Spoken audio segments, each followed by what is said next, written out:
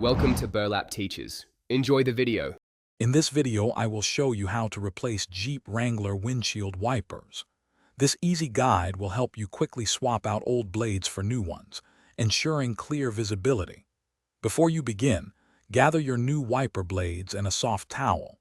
Park your vehicle safely on a level surface and place the towel at the base of the windshield to protect it from accidental scratches.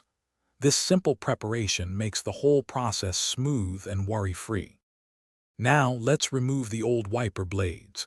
Gently lift the wiper arm away from the windshield until it stands upright and locks into place.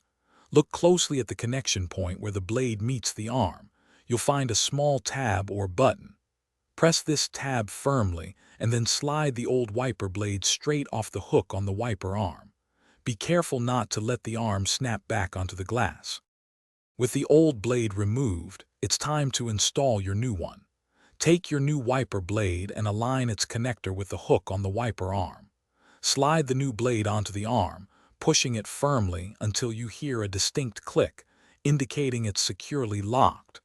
Once the blade is attached, gently guide the entire wiper arm back down onto the windshield. Repeat these steps for the other wiper blade. After installing both new wiper blades, it is important to perform a quick test.